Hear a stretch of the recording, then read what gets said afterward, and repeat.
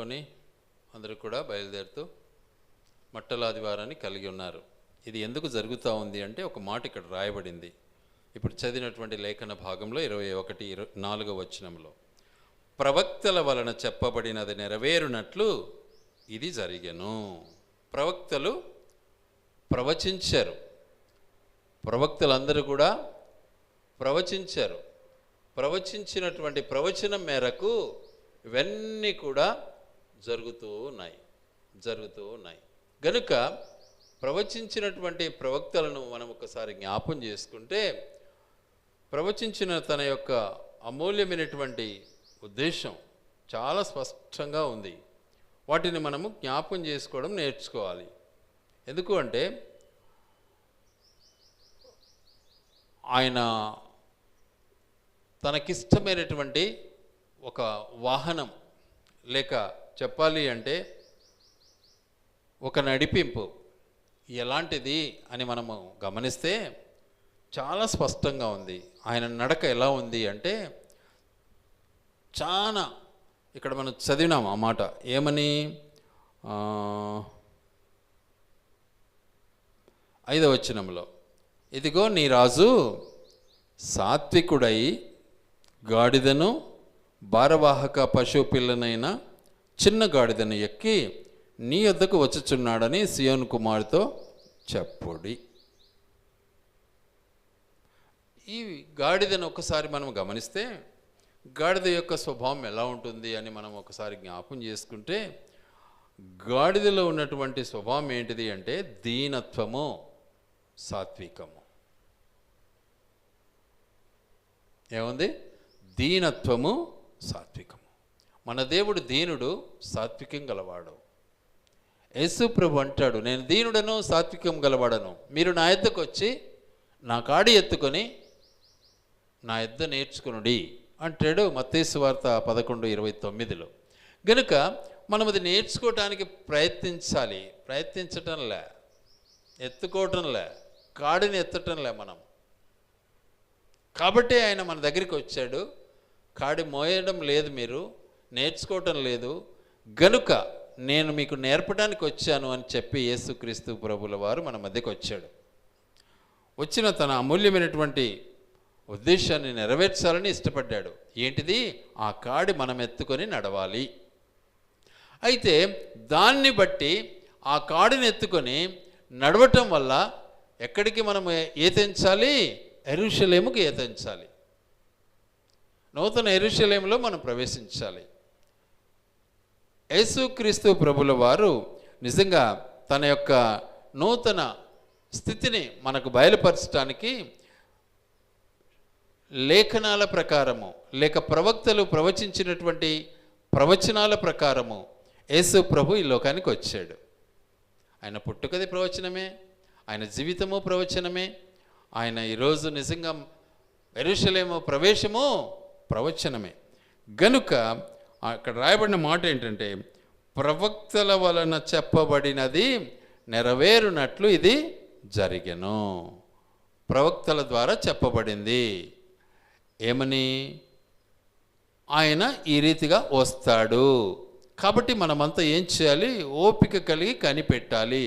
చూడండి ఒకసారి యాకోబు పత్రిక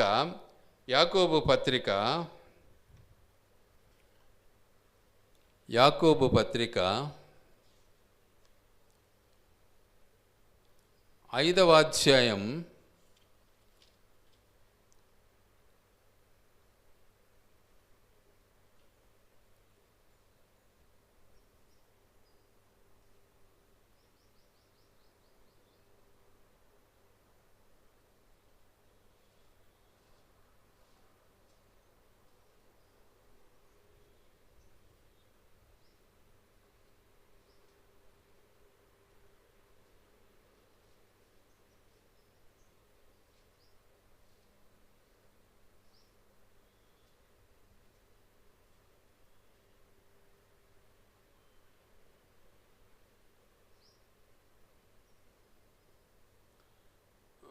5వ తొందరగా రాలేదే.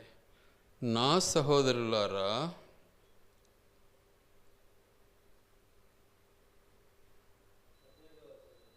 18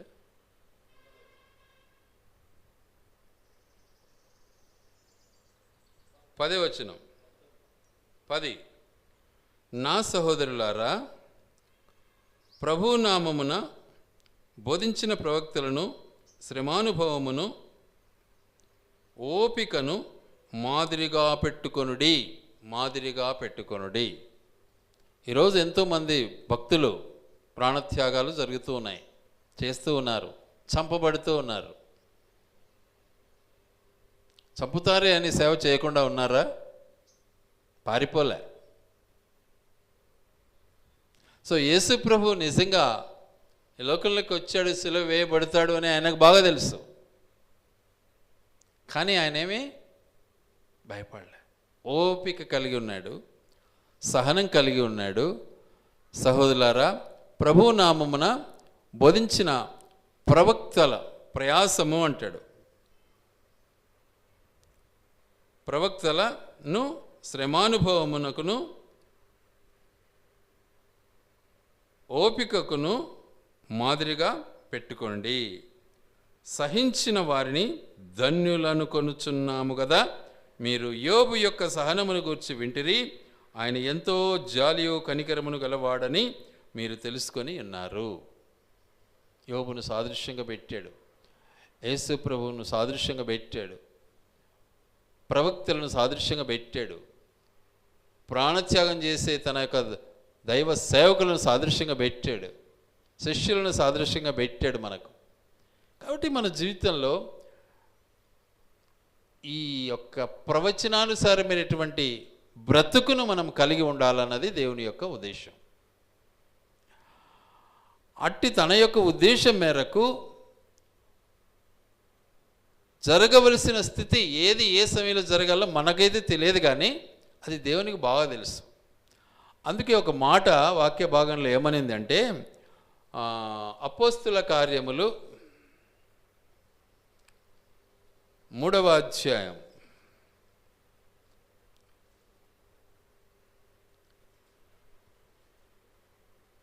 21వ వచనం చదువుకుందాం. అన్నిటికీ కుదురుబాటు కాలములు వచ్చునని దేవుడు ఆది నుండి తన పరిశుద్ధ ప్రవక్తల నోట పలికించెను. అంతవరకు యేసు పరలోక నివాసి అయ్యుండుట ఆవశ్యకము. చూసారా, కుదురుబాటు సమయం అనేది, దేవుడు అనుగ్రహించినటువంటి సమయం అనేది, అది వచ్చినప్పుడే ఆ పని జరుగుతుంది, ఆ కార్యం జరుగుతుంది. ఆయన సెలవు ఇవ్వకపోతే చెట్టు ఆకు కూడా రాలదు.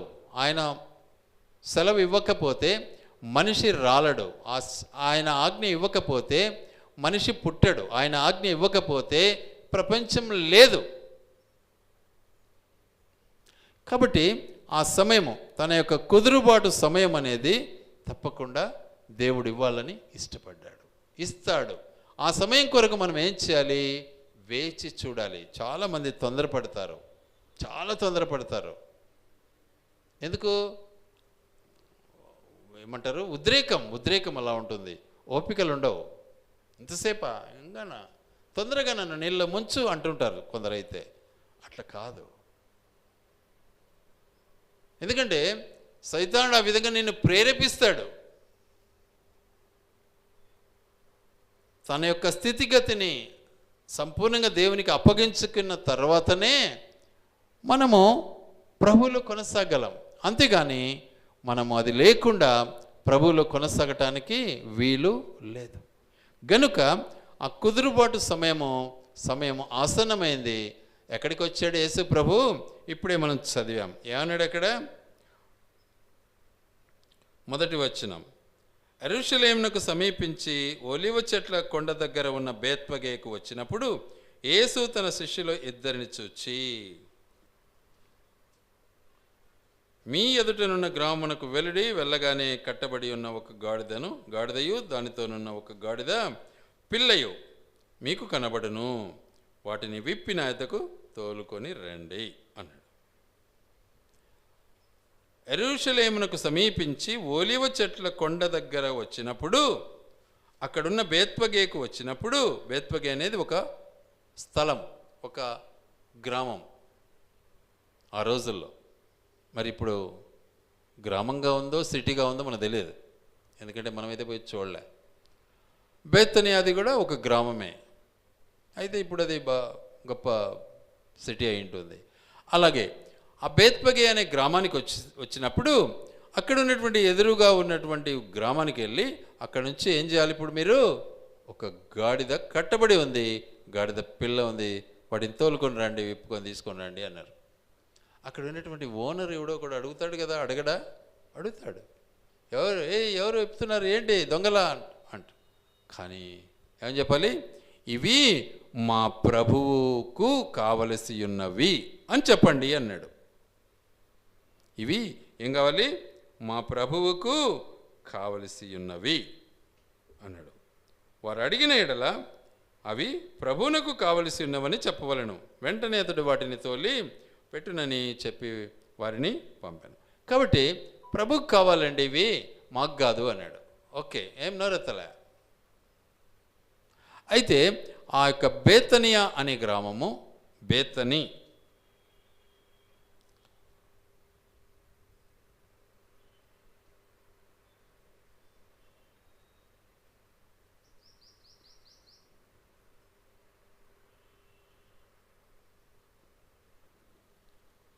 ఇంకొక లేఖన భాగాన్ని మనం చూద్దాం. లూకాసు వార్త 19వ అధ్యాయం. లూకాసు వార్త 19వ అధ్యాయం.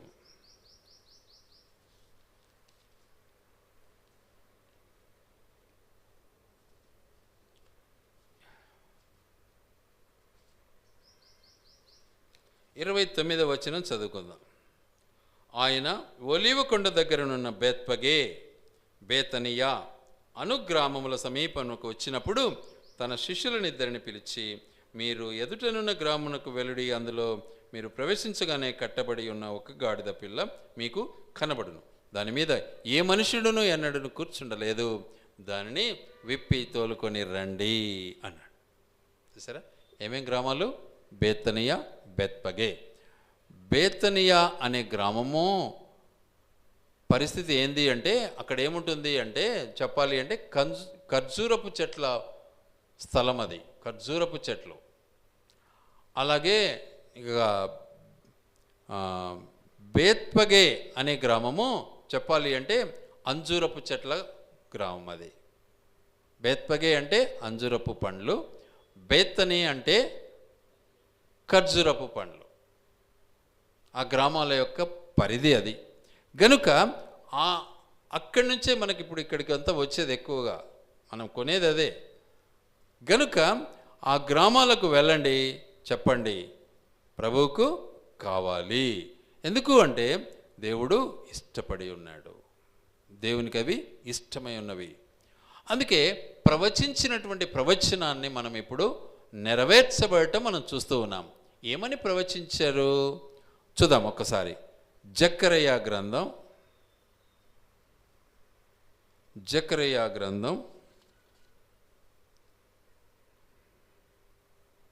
9వ అధ్యాయం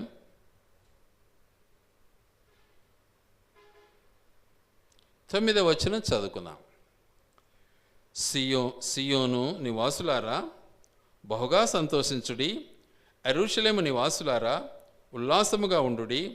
నీ రాజు నీతిపరుడును రక్షణ గలవాడును దీనుడునై గాడిదను గాడిద పిల్లను ఎక్కి నీ యొద్దకు వచ్చుచున్నాడు. చూసారా ప్రవచన భాగం ఎలా ఉంటుందో చాలా స్పష్టంగా ఉంది. అలాగే యెషయా గ్రంథం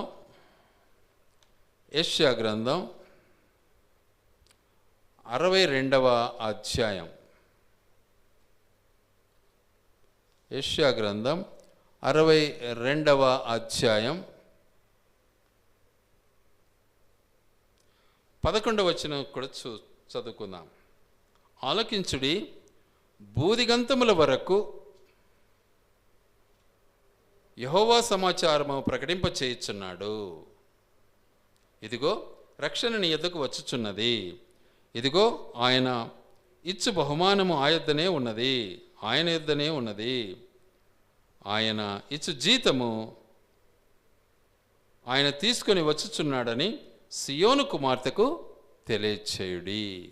చూసారా, ఆయన వస్తున్నాడు, సియోను కుమార్తెకు తెలియచేయుడి. మనం ముందు చదివాం, సియోను కుమార్తెకు చెప్పండి అని ముందు మత్తయి సువార్తలో మనం చదివాం.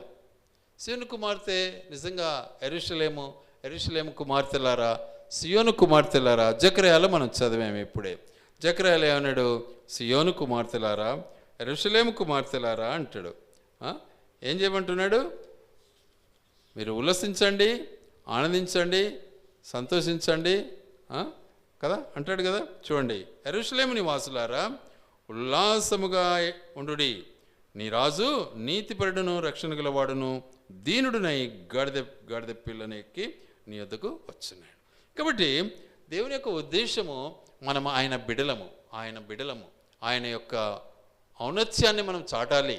కాబట్టి నీ దగ్గరికి వచ్చాడు ఆయన, నీ దగ్గరికి వచ్చాడు. నీ దగ్గరికి రావటంలో తన యొక్క ఔన్నత్యాన్ని, తన యొక్క గొప్పతనాన్ని చాటటానికి నిన్ను ఎన్నుకుంటున్నాడు. ఎవరిని ఎన్నుకున్నాడు? యెరూషలేమును ఎన్నుకున్నాడు. ఎక్కడుంది అది? ఇజ్రాయెల్ పట్టణంలో ఉంది కదా. కానీ ఇప్పుడు ఎక్కడుంది? మన హృదయం. మన హృదయాన్ని ఎన్నుకుంటున్నాడు. నీ హృదయమే నాకు ఆలయము అంటాడు. కాబట్టి ఆయన ఎన్నుకున్నటువంటి తన యొక్క అమూల్యమైనటువంటి స్థితిని మనం గుర్తించి నిజంగా ఆయన యొక్క గొప్పతనాన్ని మనం చాటేవారముగా ఉండాలనేది దేవుని యొక్క ముఖ్య ఉద్దేశం. అందుకే అన్నాడు ఆయన, సియోను నివాసులారా బహుగా సంతోషించండి. ఎందుకు? రక్షణ మీదకు వచ్చింది. ఇప్పుడు ఏమొచ్చింది? రక్షణ మీదకు వచ్చింది. రక్షకుడు మీదకు వచ్చాడు. ఎవరైనా? యేసుక్రీస్తు ప్రభువుల వారు. గనుక అటు రక్షకుడు మన దగ్గరికి రావటం, యెరూషలేములో ప్రవేశించటం నిజంగా మన హృదయాలను ఆనందింపచేయటం దేవుని యొక్క ఉద్దేశం. గనుక ఏం చేయాలి? ఇప్పుడు ఒక చాట నిజంగా ఆయన వచ్చే తన యొక్క ప్రయాణంలో వాస్తవానికి అక్కడ ఉన్నటువంటి ప్రజలందరూ కూడా ఏం చేస్తారు? దారి పొడవునా ఏం చేస్తారు? బట్టలు పరుస్తారు, మట్టలు పరుస్తారు. ఆ తర్వాత మట్టలు తీసుకొని ఆయనతో కూడా ఏమని కేకలేస్తూ వస్తున్నారు? ప్రభువు పేట వచ్చు రాజు స్తుతింపబడునుగాక, దావీదు కుమారునికి జయము జయము జయము అని కేకలేస్తూ వస్తూ ఉన్నారు. మన హృదయం ఎల్లప్పుడూ కేక వేయాలి. మన హృదయం ఎల్లప్పుడూ కేక వేయాలి. ఏమని? దావీదు రాజు కుమారుడు యేసుక్రీస్తు ప్రభుల వారు వస్తున్నాడు, వచ్చాడు. ఎక్కడికి వచ్చాడు? మన హృదయంలోనికి వచ్చాడు. ఏం చేయాలి ఇప్పుడు? ఆయన ప్రకటించాలి, ఆయన స్తుతించాలి, ఆయన ఆరాధించాలి. ఎందుకు వచ్చాడు ఆయన? ఆయన వచ్చిన తన యొక్క ఉద్దేశం ఏంటి? ఆయన వచ్చాడు, ఏం చేశాడు మరి? చూద్దాం ఆ మాటను.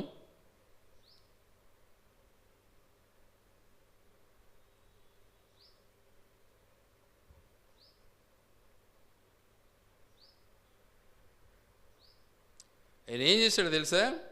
లూకాసు వార్త 19లో ఒక మాట ఉంది.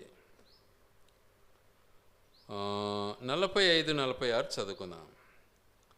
ఆయన దేవాలయంలో ప్రవేశించి అందులో విక్రయము చేయు వారితో ఈ మందిరము ప్రార్థనా మందిరము అని వ్రాయబడి ఉన్నది, అయితే మీరు దానిని దొంగల గుహగా చేసి తీరని చెప్పి వారిని వెళ్ళగొట్టనారంభించెను. చూసారా? మన హృదయంలో ఏమేమి ఉన్నాయి? క్రయ విక్రయాలు, వ్యాపారం, జూదం, మోసం, అసూయ, ఇవన్నీ కూడా ఉన్నాయి. వాటిని ఏం చేయాలని ఇష్టపడ్డాడు? పారద్రోలాలని ఇష్టపడ్డాడు. రూకలు మార్చే మనుషులంతా అక్కడ ఉన్నారు, బల్లల మీద ఉన్నారు, వాటన్నిటినీ పడగొట్టేశాడు. పావురాలు అమ్మేవారు అక్కడ ఉన్నారు, వాటన్నిటినీ చెదరగొట్టేశాడు. తన ఉద్దేశం అది. సో మనలో ఎలాంటి వ్యాపారం ఉందో ఒక్కసారి ఆలోచించాలి. వీటన్నిటిని శుభ్రం చేయటానికి కదా యేసయ్య మన కొరకు వచ్చాడు. ఎందుకంటే మనము వ్యాపారస్తులం అయిపోయినాం, చెప్పాలి అంటే వ్యభిచారులం అయిపోయినాం. ఆ పదం వాడలే ఎందుకు అక్కడ.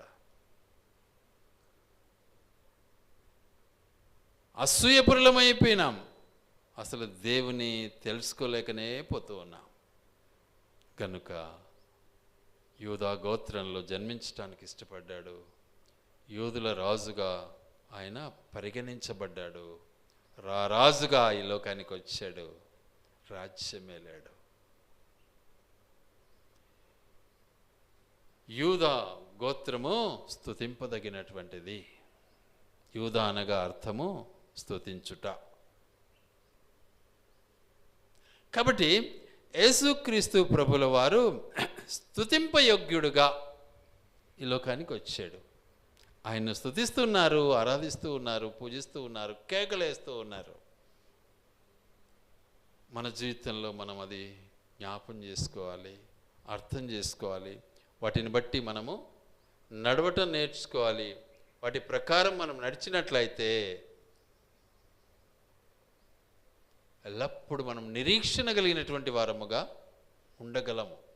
సంపూర్ణంగా నమ్మితే పిరికొల్లం కాలేం. ఈరోజు భయపడుతున్నారు, చాలా ఇబ్బందిగా ఉన్నారు అంటే, పిరికొల్లు అయినారు అంటే ప్రభువును సంపూర్ణంగా నమ్మలే. సంపూర్ణంగా నమ్మేవాడు భయపడాడు. వాస్తవం చెప్తున్నాను. ఎంతమంది ఉన్నారో నాకు తెలియదు. ఇప్పుడు ఇంకా మన మనస్సుకు తెలుసు. సంపూర్ణంగా ప్రభువును నమ్మిన వాడు చావుకు భయపడాడు.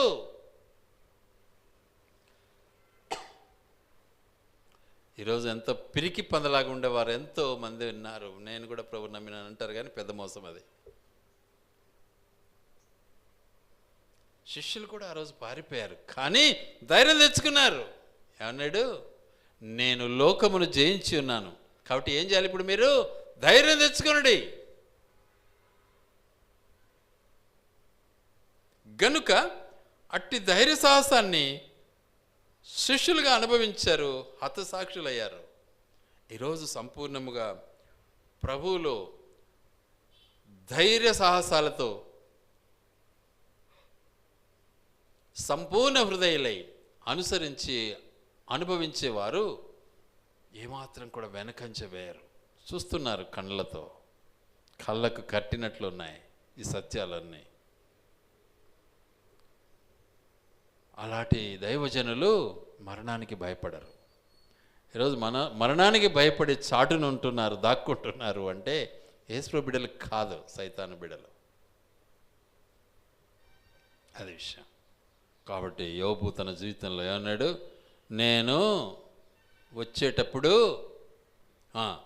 నా ఎంటంబడి నా భార్యను కూడా తెచ్చుకోలే, నా ఎంటంబడి నా పిల్లల్ని తెచ్చుకోలే, నా వెంటంబడి ఈ ఆస్తిని తెచ్చుకోలే, నా వెంటంబడి ఈ జంతువులని తెచ్చుకోలే, నేను ఒక్కనే వచ్చినాను, ఇప్పుడు వెళ్ళేటప్పుడు కూడా ఒకనే పోతాను అన్నాడు.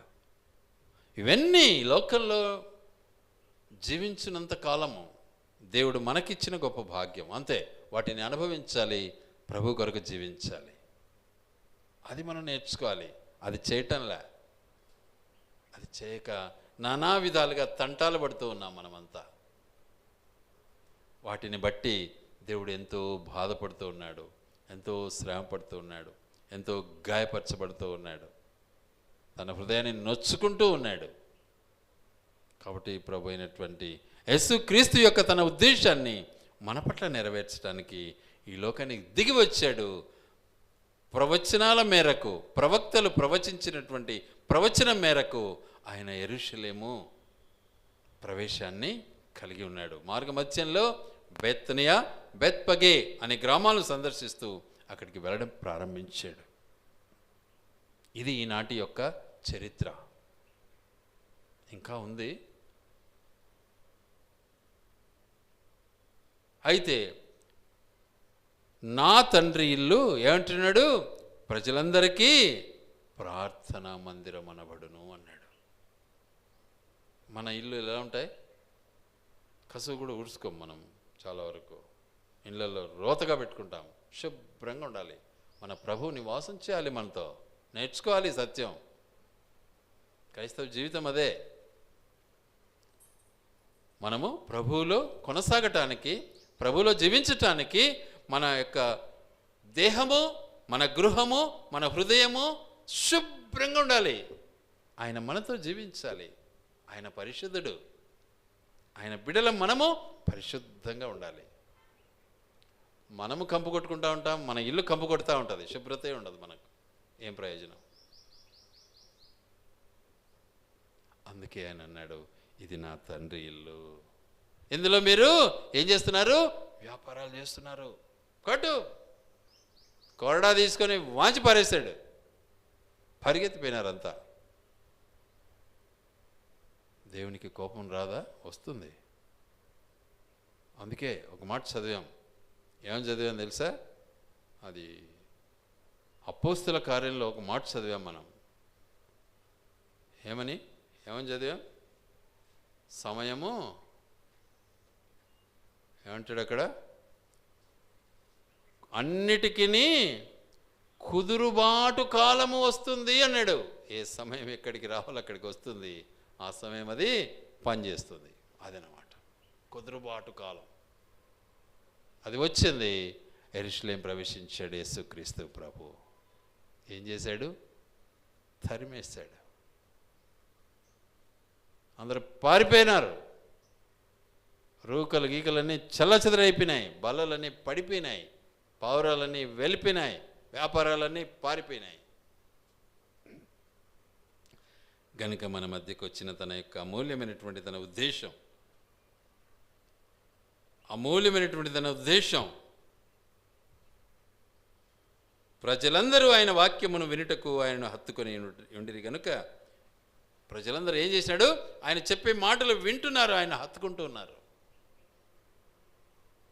కాబట్టి ఆయన శత్రువు ఏం చేసుకోలేకపోయాడు. సైతాను పొంచుకోంది, వీని ఎట్లరా చంపాలి అనుకుంటుంది. కానీ ఆ సమయం ఇస్తాడు దేవుడు. ఆ సమయంలో వాళ్ళు ఆ పనులు చేసుకుంటారు. ఆ సమయాన్ని ఇచ్చేది కూడా ఆయనే. మనం ఎవరిని తప్పలు పట్టనక్కర్లే. దేవుడు తన యొక్క సమయంలో ప్రతిదీ చేయటానికి ఇష్టపడతాడు. కాలము సంపూర్ణమైనప్పుడు అంటాడు గలతీ 4:4. కాలం ఏమైపోయింది? సమయము పరిపక్వమైపోయింది, పరిపూర్ణమైపోయింది. ఆ టైంలోనే యేసు ప్రభువుల వారు మన మధ్యకు వచ్చాడు. చూడండి దయచేసి ఒక్క మాట చూసి ముగిస్తా. 4:4 అంటాడు, అయితే కాలము సంపూర్ణమైనప్పుడు దేవుడు తన కుమారుని పంపెను.